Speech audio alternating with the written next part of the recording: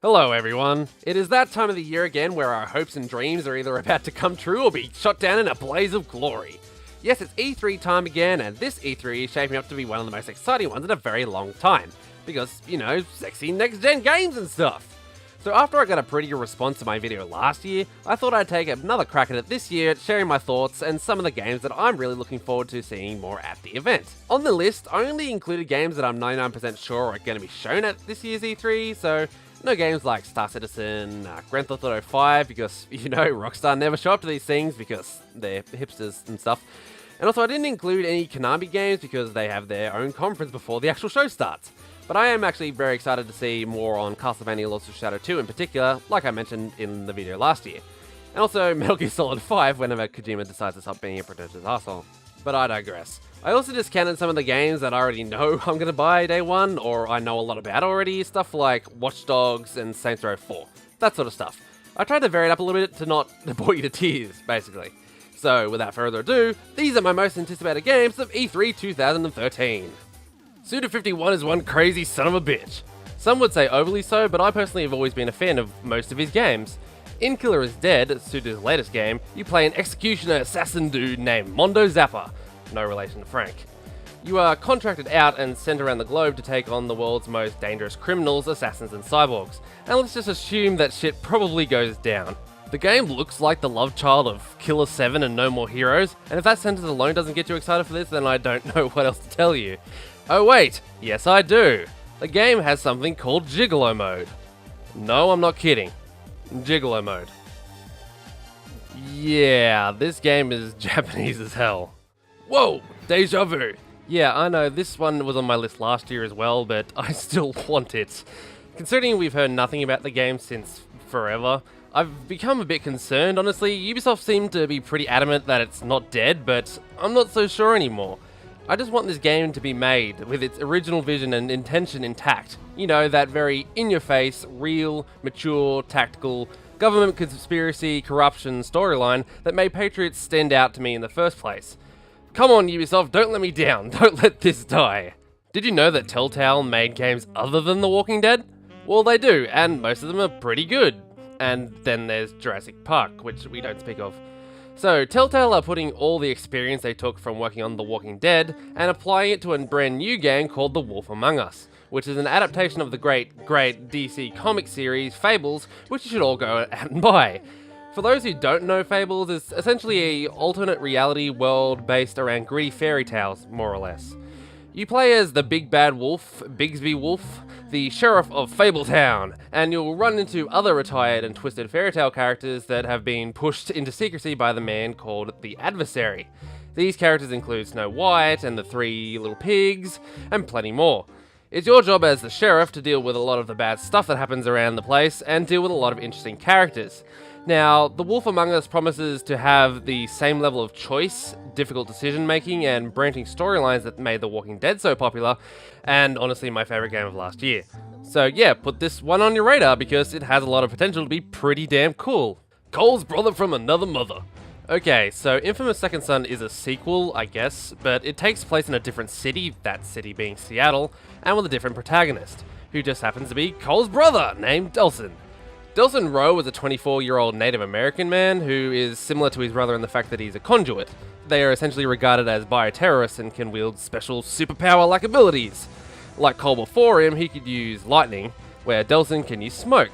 And apparently he also has the ability to absorb the powers of other conduits that he defeats, so there's some potential there to have a lot more different powers than Cole's 3, lightning, ice and fire I think it was. Speaking of conduits, I'm interested to see where they take the game story-wise, because I thought, you know, the conduits didn't exist anymore after Infamous 2, but apparently I was wrong and Sucker Punch are taking the story in a different direction.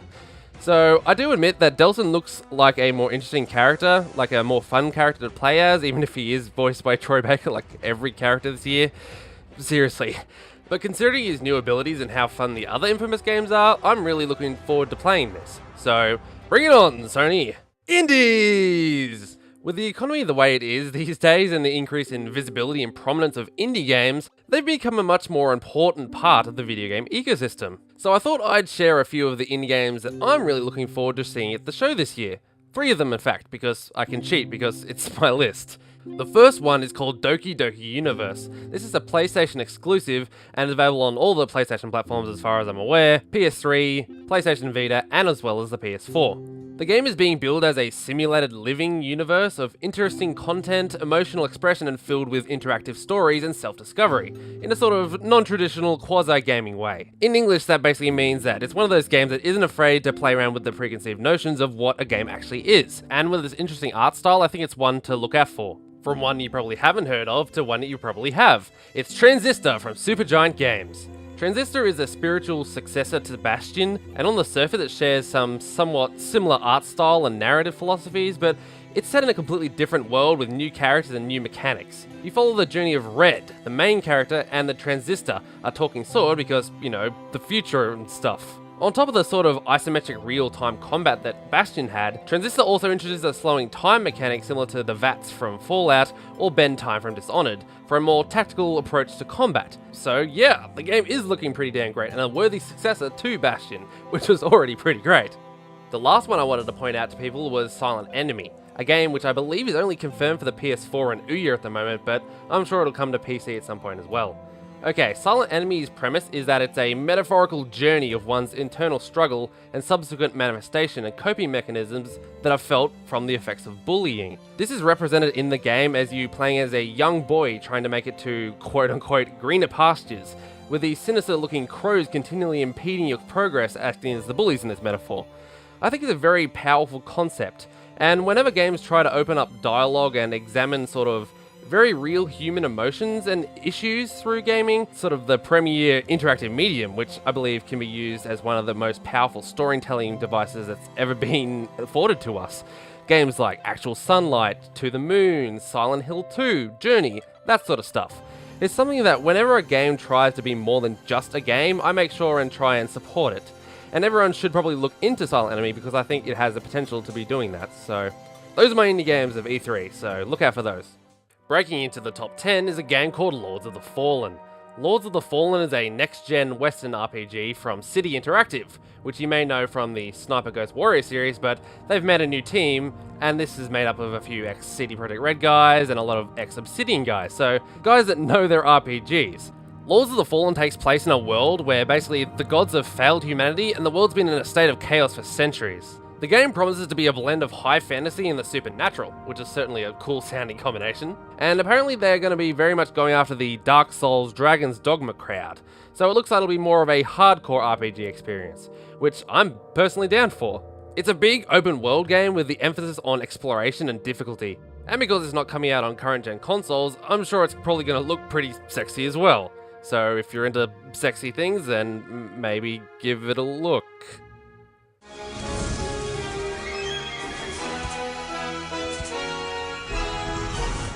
Super Smash Brothers Ryu! Okay, so there hasn't been a new Smash Brothers game in a long-ass time, plus the Wii U doesn't have any games at the moment, so here's a thought. Let's put a Smash Brothers game on the Wii U! Genius work, Nintendo. And it's on the 3DS as well, don't forget that.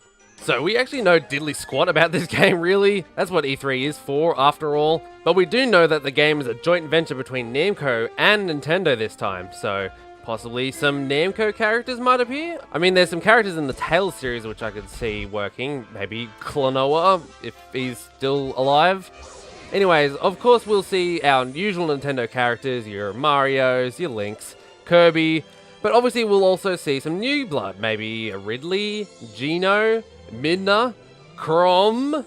It's all very much up in the air at this point, but with the game coming into HD for the first time, new characters, new stages, new items, plus some new mechanics like, I believe there's some sort of character customization system in there now, so that's kind of cool. And on top of that, we may finally get a Smash Brothers that doesn't have sucky ass online, so yay. A proper working online Smash Brothers could be a system seller for a lot of people, so let's go Nintendo, everyone wants it, so make it happen. Dun dun dun! Prepare to die and sacrifice everything, if the awful subtitles of the two Dark Souls games are anything to go by.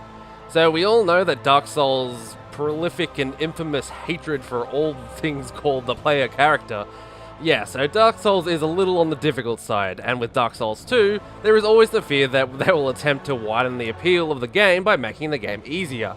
Obviously that is a really stupid idea because the crushing brutality of that game is what gives it its charm, but with a game with such an interesting lore and backstory and such a cool world, it could use a bit more direction in its approach rather than dropping you in and being all like, well, if you didn't spend 6 days researching the Dark Souls wiki, then you get to eat a dick, you filthy casual. Obviously with the reworking of the difficulty curve in Dark Souls 2, or should I say having a difficulty curve this time that isn't shaped like a fucking skyscraper, let's hope From Software find the right balance between difficulty and accessibility that doesn't piss off either side too much. Dark Souls 2 will feature an all-new world, new bosses, new enemies, which the creatures in Dark Souls and Demon Souls as well, it really stuck out to me as being some of like the coolest art design I've seen in a very long time. They bring back server-based PvP, which is awesome. So basically all the new ways to get yourself killed mercilessly over and over again. So whether your fondest memories of Dark Souls was the terrifying frame rate of Blighttown, those fucking archers in Anor Londo, or attempting to beat Ornstein in the Smoke for like the 50 billionth time, hopefully Dark Souls 2 delivers more Dark Souls to the people who love Dark Souls. And hopefully modders don't have to finish the bloody PC version this time. Come on, From Software. Can we please get a good pirate game? Just one, that's all I ask. All the other ones have been kinda sucky. Risen 2 was acceptable in patches, but not one game yet has fully captured the feeling and freedom of being a badass pirate on the open seas. It's my hope that Assassin's Creed 4 Black Flag will be that game that finally fulfills that potential. Now, this may be a little bit higher up on the list than you maybe would have expected, because, you know, we get one of these every year, but that's due to the fact that honestly, they have some stuff to prove after AC3 to me. Mainly because the main character had the emotional range of a tree stump and the fact that there wasn't really any Assassin's Creed-y stuff in an Assassin's Creed game. Well, they appear to have fixed both of those problems with Black Flag, as well as made a ton of improvements which look to breathe new life into the yearly grind that Assassin's Creed tends to be sometimes. So yeah, we get to play as a much more badass and charismatic privateer chap this time around called Edward Kenway, a descendant of Connor from AC3. Let's just hope awful voice acting isn't hereditary. And they've also promised to bring back more of the actual assassination type missions finally. The game actually looks kind of like Assassin's Creed Far Cry Edition, which is actually kind of great because Far Cry 3 was really good and had a lot of good mechanics in it. The game looks to be much more open world than before, and has a much more open-ended approach in its gameplay to facilitate more different playstyles. Plus you can also punch sharks in the face, which is always a feature I look for in any video game. So yeah, you get to play as a pirate, sail around the big blue ocean in your own ship doing piratey stuff. Drinking, plundering, drinking, sleeping around, drinking, glassing people. You know, the typical night out in Essex. Another game for the Wii U? Jeez, Nintendo was spoiling us. While Xenoblade Chronicles is arguably one of the best JRPGs of this generation, I don't think anyone's really gonna dispute that. I mean, in fact, the Wii actually had two of them, Xenoblade and Last Story. Hard to believe, I know. And while I did enjoy the characters in Last Story a bit more, I will happily concede that Xenoblade was the superior game. The annoying part about this game in particular, which they're very inventively calling X at this point, let's just say we don't know anything about it, literally at all. From what I've been able to find from reading up in preparation to do this video, because, you know, professional journalism and stuff, that it's probably not an actual sequel to Chronicles or any of the Xeno games actually, but rather a new entry in the series in a similar style. What we do know is that you can fight giant dinosaurs and fly around in mech suits, which is always a selling point to me. And when you combine that with the already fantastic base mechanics of Chronicles and another stellar soundtrack, hopefully, which Xenoblade has such a freaking great soundtrack, you're probably hearing in the background now, it's great. And I think they really do have the opportunity to make one of the best RPGs, well, JRPGs anyways, of the last few years even better. So, X marks the spot. Do you like Resident Evil? Yes? Do you like Resident Evil 6? Didn't think so. Well, how would you like a game like Resident Evil from the creator of Resident Evil that isn't Resident Evil? Because that's basically what we're getting with The Evil Within. It's a game made by none other than legendary cap-wearing designer himself, Mr. Shinji Mikami, the godfather of old-school survival horror and the granddaddy of Resident Evil. And he also worked on a lot of other great titles actually, like God Hand, Killer 7, Devil May Cry, and Vanquish, which no one went out and bought for some reason, even though it's great. Stupid people. In this game, you play as Sebastian Castellanos, who totally isn't Luis Serra from Resident Evil 4, a detective at the scene of a grisly murder inside a mental hospital.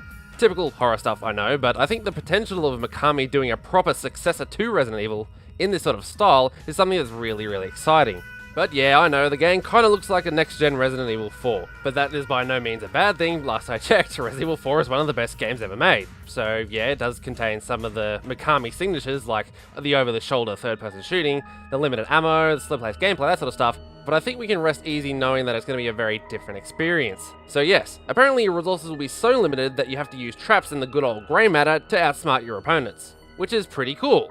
And apparently the world is meant to warp and distort around you dynamically to try and fuck with you. So that's also a mechanic I've been a fan of for a while, games like Eternal Darkness and that sort of stuff. So yes, The Evil Within looks like a scary, single-player only, big-budget survival horror game. So hell yeah, I'm down for that. Bring your worst, Megami. Unless your worst involves regenerators, because those things can fuck off. I name-dropped The Walking Dead a bit earlier when I was talking about The Wolf Among Us, but now let's talk about it a bit more directly. Okay, The Walking Dead was my game of the year last year, I think I mentioned that before.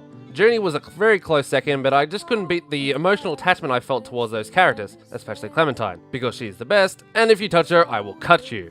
Without spoiling what happens in Season 1, obviously, it will be very interesting to see in what way they approach the next season based on what happened in the first. I'm sure it will carry over the difficult choices, the amazing character development, and the branching paths, which I actually hope they do more of this season. You know, all the stuff that made the first season one of the best games that's been made in a very, very long time. I honestly don't have a lot more to add here because, like a lot of these, we don't have anything to go by at the moment, but what I will say is that if you haven't played Season 1, for the love of God, go do that now. And if Season 2 even remotely lives up to the heights of the first season, then we're in for one hell of a treat. So, Telltale, weave your magic, you lovely bastards. Okay, this may be a bit out of left field for some people, but I'm going to explain why this is probably one of my most anticipated games ever. I've played pretty much every Shin Megami Tensei game, including the Persona games, as well as Catherine, which is a pseudo-SMT game, I suppose, and it's probably my favourite out of all of them, if I'm honest. So yeah, you have probably my favourite JRPG series crossed over with Fire Emblem, my all-time favourite Nintendo series. And I mean that sincerely, I've played almost every single Fire Emblem game, even the Japanese ones, and Blazing Sword is still one of my favourite games of all time. The gameplay in Shin Megami Tensei Cross Fire Emblem appears to be leaning more towards the tactical strategy side of Fire Emblem rather than the turn-based combat of SMT. Although that's not confirmed by Nintendo at this point, because they aren't telling us anything. What I think is safe to assume is the game will continue to put the emphasis on character development and relationships, which is something that both series do really, really well at, make you care about the characters. If you look at the trailer, you'll notice some well-known characters from both series. Off the top of my head, there was Maki from SMT1, Hiroko and Hawk from SMT2, Demi-Fiend and Chiaki from Nocturne, Isabeau and Flynn from Devil Summoner, and then from the Fire Emblem side, you had Lyn and Eliwood, and Hector from Blazing Sword, Alicia and Ephraim from Sacred Stones, Ike and Soth from Path of Radiance, as well as Chrom, Micaiah, Marth from various Fire Emblem games. So there's a lot of characters going into this, and it has the potential to be really, really cool.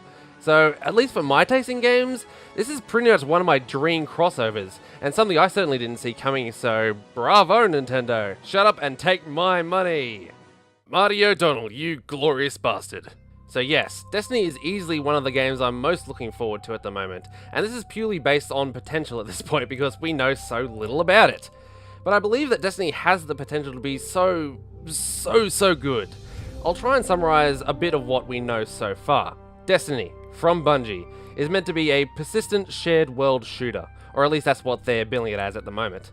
They don't seem to want to call it an MMO for some reason, but it kind of looks like one, let's be honest. I found out earlier this year that I actually really like this type of game through playing Defiance of all things, and while that game wasn't particularly that great, it showed me that I could really get into a persistent, connected, large-scale shooter.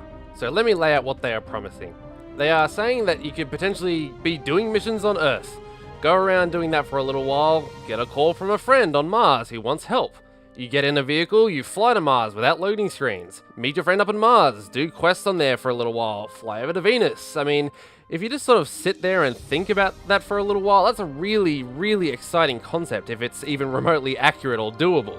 So yeah, to give you a bit of background information on the sort of story and lore behind the game, there is this thing called the Traveler. The Traveler is a large, sentient, unpenetrable structure thing that hangs in orbit to protect Earth. It's the big orb thing you've probably seen around the place. So this thing acts as a protector of Earth essentially, and it basically becomes a bit of a deity for some people. The Traveler apparently brought on the quote-unquote golden age of civilization, where the human race had been protected from alien threats so that technology and the human race could advance at a rapid pace. There are also these people called the Guardians, who are, yes, you guessed it, the Guardians of the Traveler and of the Lost City, which I'll get to in a second. The Guardians are the ones who you play as. There are 3 different classes, each with their own sort of speciality. Again, not really too much is known about it at this point. But before you choose a class, obviously you have to pick a race, so Destiny also has 3 races. Humans, male or female, by the way, which is great. More games need to be able to play as females. The Awoken, which are kind of angelic, exotic, ghostly type race, and once again, not much is known about them either. And then you can play as this race called the Exo, which are a more darker, hardened, powerful, and undead-looking race. So yeah, like I said before, the Guardians are all based in what is called the Last City, which is a city built directly under the Traveler so that the Guardians can harness its power to defend Earth. Bungie only have mentioned Earth, Venus, and Mars at this point, so I can see that considering this is like a 10-year partnership with Bungie and Activision, that if new games or maybe expansions were to come out, that they may just add new planets to go to or something like that. I think that'd be a pretty cool idea. And kind of what Destiny is right now, a game with huge potential and a lot of cool ideas, are just that. Potential and ideas. I hope at E3 we will see that promise turn out to be an actually amazing game. And we won't have to wait long now because Destiny will be shown off at the Sony press conference on the 10th. But for now, it's time to go on to number 1.